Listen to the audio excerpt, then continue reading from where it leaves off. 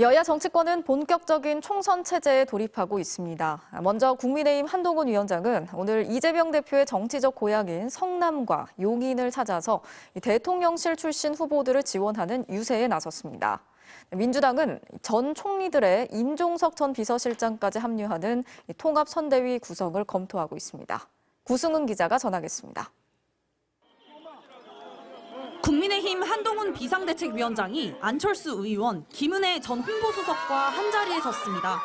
지난 총선 격전지이자 민주당 이재명 대표의 정치적 고향인 성남을 찾아 민주당을 비판하며 재건축 규제를 풀겠다고 강조했습니다. 이재명 대표가 대장동 비리, 백현동 비리 이런 문제를 일으킴으로 인해서 성남의 이미지가, 성남의 명예가 많이 떨어졌습니다. 저희가 그걸 다시 회복하겠습니다. 이원무 전 대통령실 비서관 등이 출마한 용인도 찾아 지원 유세를 펼쳤습니다. 앞선 유세 현장에선 해병대 예비역이 최상병 순직 사건 특검법에 대한 입장을 묻다 제지당하기도 했습니다.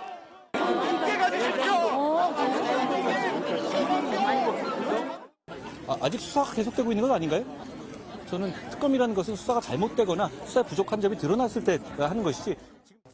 당 공관위는 강남병에서 컷오프된 유경준 의원을 놓곤 경기 화성 정 재배치를 살펴보고 있고 돈봉투 논란이 불거진 정우택 의원도 심각하게 검토한다고 밝혔습니다. 민주당은 이르면 다음 주 통합선대위를 꾸려 본격적인 선거 체제로 돌입합니다. 이재명 대표와 이해찬, 김부겸, 정세균 전 총리의 당내 공천 갈등의 중심이었던 친문계 임종석 전 실장까지 공동위원장을 맡는 방안을 검토 중입니다. 현역 45%가 물갈이되고 3선 이상 중진 14명이 교체됐다며 혁신 공천이라고 강조했습니다. 그러면서 국민의힘을 향해 공세를 폈습니다.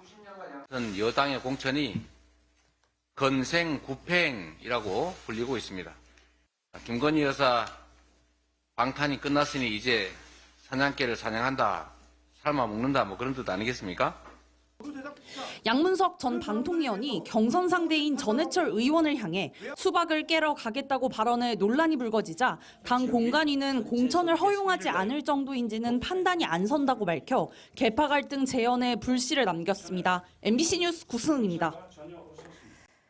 총선 불출마를 선언했던 황운하 의원이 민주당을 탈당하고 조국혁신당에 합류했습니다. 이 황운하 의원도 조국 대표와 마찬가지로 법원에서 실형을 선고받은 상태죠. 이른바 사법 리스크 논란에도 불구하고 지역구는 민주당, 비례는 조국혁신당이라는 선명한 노선으로 주목을 받으면서 최소 5에서 6석 정도의 의석을 확보할 수 있다는 분석이 나오기 시작했습니다. 김정우 기자가 취재했습니다. 울산시장 선거 개입 사건으로 1심에서 징역 3년을 선고받은 황운하 의원은 지난달 희생을 말하며 불출마를 선언했습니다.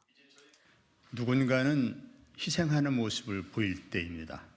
제가 기꺼이 희생양이 되겠습니다. 하지만 11일 만에 민주당을 나와 조국혁신당으로 자리를 옮겼습니다. 검찰개혁은 참담한 실패로 끝났다며 다시 시작해야 한다는 이유를 들었습니다. 민주당은 머뭇거렸고 그 사이에 권력을 탐하는 정치검찰들은 연성 쿠데타를 통해 마침내 집권에 성공하고 말았습니다. 하객진의 맨 앞에서는 망치선 역할을 하겠다던 조국 대표에 이어 이번엔 임진왜란 당시 진주성에 빗대 총선 승리의 교두보가 되겠다고 했습니다. 출마 여부를 당과 상의하겠다며 비례대표 가능성도 열어뒀습니다. 검찰이 울산시장 선거 개입 재수사에 나서며 조국 당시 청와대 민정수석을 겨누는 사이 조국혁신당은 박은정 전 검사에 이어 황운하 의원까지 영입해 검찰 정권 청산의 대립각을 키웠습니다. 검찰이 윤석열 대통령 그리고 국민의힘을 위한 선거운동을 하고 있다 생각합니다. 지역구는 민주당, 비례는 조국혁신당이라는 전략으로 야권 지지층을 겨냥하고 민주당이 공천 잡음으로 신음하는 사이 정당 득표율이 2자릿수가 될 수 있다는 여론조사까지 나오고 있습니다. 최소한 지금 상황으로 본다면 5, 6석 정도, 이 정도는 조국혁신당이 얻을 수 있지 않을까 하는.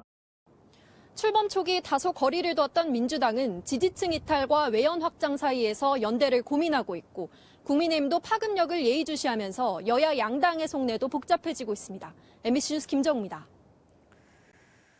국민의힘이 텃밭인 대구에 공천한 도태우 변호사. 과거 5.18은 학살이 아니다. 북한의 개입 가능성을 따져봐야 한다. 이런 발언을 한 사실이 알려지면서 파문이 커지고 있습니다. 국민의힘은 공천 심사 과정에서 검토해봤지만 문제가 없었다는 입장인데요. 하지만 도 후보가 군부 독재를 감싸는 취지의 말까지 했던 사실이 추가로 확인됐습니다. 손하늘 기자가 전하겠습니다. 5.18 북한 개입 가능성 등을 주장한 도태우 변호사의 발언이 공개된 뒤 국민의힘 공천관리위원회는 충분히 검토했지만 별로 문제가 없다고 봤다고 했습니다. 다양성이라는 말까지 나왔습니다. 우리는 다양성을 중시하는 그런 당이잖아요. 그러니까 다양한 의견을 존중했고 저희들은 특별히 문제 없다고 봤습니다. 5.18 정신을 헌법에 넣겠다던 한동훈 국민의힘 비상대책위원장은 당의 입장은 명확하다면서도 구체적인 설명은 하지 않았습니다. 제가 취임 이후에 1월에 광주 5.18 묘역에서 했던 말 그대로입니다. 우리 당의 입장은 명확하다라는 것으로 답변드리겠습니다. 수도권 후보자들을 중심으로 당 내에서도 우려가 나오는 가운데 군부 독재라는 개념 자체를 부인하는 취지의 발언도 추가로 확인됐습니다. 우리가 흔히 군부 독재 그러는데 그 부분에 대해서 그것이 굉장히 문제 있는 용어입니다. 군부 독재 대신 낮은 단계의 법치와 민주주의로 불러야 한다며 전두환 정권 시절 언론기관들이 좀 제한은 받았지만 어떻게 보면 요즘보다 더 다양했다고 주장했습니다. 군부 독재, 저게 우리 말에서 사라질수록 약해질수록 우리나라가 자리가 잘 잡힌다고 봐요. 2021년 전씨 사망 직후엔 평화적 방법으로 새 시대의 문을 연 보기 드문 군인 출신 대통령이라는 글도 썼습니다. 야권은 국민의힘이 5.18 망언을 두둔하고 있다며 일제히 공천을 취소하라고 요구했습니다. 광주광역시도 5.18을 지속 왜곡한 자를 공천한 사실에 깊은 유감이라고 했습니다. 도 변호사는 이틀째 MBC의 취재에 응하지 않고 있습니다. MBC 뉴스 손한입니다. 어제 김영삼 전 대통령의 부인 손명순 여사가 향년 95세를 일기로 별세했습니다. 손 여사는 대학생 때 대통령이 꾸민 남편을 만났는데요. 민주화 운동에 앞장섰던 대표적인 야당 정치인을 거쳐서 대통령의 자리에 오른 남편과 함께 대한민국 민주화 과정 65년을 함께 했습니다. 손 여사의 일색을 이남호 기자가 전하겠습니다. 손명순 여사가 김영삼 전 대통령을 처음 만난 건 1951년. 당시 이화여대 3학년 학생이었던 손 여사는 동갑내기 남편을 만나 탄압받는 야당 정치인의 동반자이자 아내로 굳은 길을 함께 걸었습니다. 전두환 정권에 맞서 단식에 나선 남편을 간호하며 외신 기자들을 통해 그의 투쟁 소식을 세계 곳곳에 알린 것도, 정치적 위기의 순간에 당내 인사들을 일일이 찾아가 한 표를 호소하며 남편을 지켰던 것도, 매일 문지방이 닳도록 상도동을 찾는 민주화 동지들의 줄임배를 챙긴 것도 손 여사였습니다. 그렇게 인고의 40여 년 세월을 거쳐 남편은 끝내 대통령이 됐지만 손 여사는 자신을 드러내지 않았습니다. 저는 드러내지 않고 소리 없이 하여튼 저는 저 나름대로 주로 여성계층을 주로 살피고 싶어요. 김 전 대통령은 둘째 아들 현철 씨가 조세 포탈 혐의로 구속될 때도 손 여사가 별다른 말을 하지 않았다고 전했습니다. 나한테 이랬으면 좋겠다 이런 얘기를 한 일이 없습니다. 한 번도. 내가 짐작하죠, 마음으로. 네. 어떤 생각이 어머니가 가진다는 거. 가난을 참을 것, 남편에게 용기를 줄 것, 집을 찾은 사람에게 밥 한 그릇을 내줄 것을 신조로 삼아왔던 손 여사에 대해 노년의 남편은 이렇게 말했습니다. 이 김영삼이 오늘에 있으면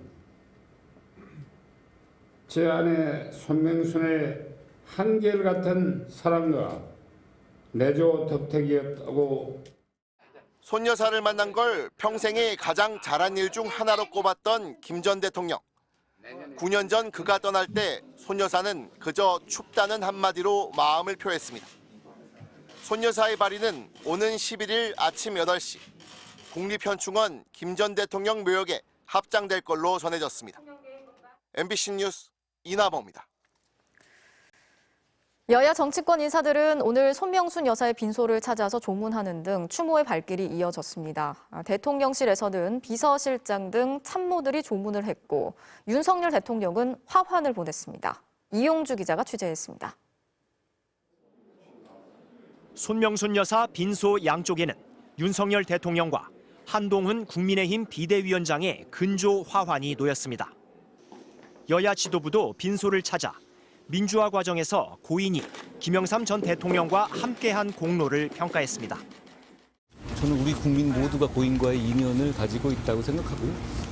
내조하시고 또 싸울 때는 같이 싸우시고 했던 대단한 분이셨다고 생각합니다. 민주주의의 정착을 위해서 큰 기여를 하셨습니다. 온 국민이 영원히 기억할 것이고 편히 잠드시기를 바랍니다. 대통령실에선 비서실장을 비롯해 정책실장과 정무수석, 홍보수석 등 핵심 참모들이 조의를 표했고 방명록에 윤 대통령의 이름을 대필로 남겼습니다. 윤석열 대통령은 참모진을 통해 민주화 운동을 이끌었으며 재임 중 여러 큰 개혁을 한 김영삼 대통령 뒤엔 손명순 여사가 있었다는 메시지를 유족들에게 전했습니다. 대통령실이 공지한 윤석열 대통령의 오늘 공식 일정은 없었습니다. 대통령실은 직접 빈소를 찾지 않은 이유에 대해 전례에 비춰 이러한 경우 대통령이 조문을 간 사례는 없다고 밝혔습니다. 민주화 이후 집권한 대통령의 부인 가운데는 김대중 전 대통령의 부인인 이희호 여사가 지난 2019년 6월 별세했습니다.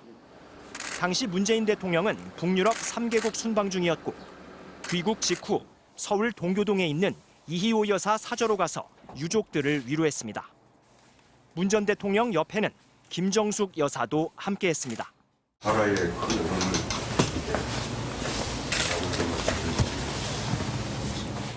윤 대통령은 지난달 중순엔 대학 동기이자 검찰 선배인 정점식 의원의 부인상에 경남 통영의 빈소를 찾아서 1시간 정도 머물며 유가족을 위로한 것으로 전해졌습니다.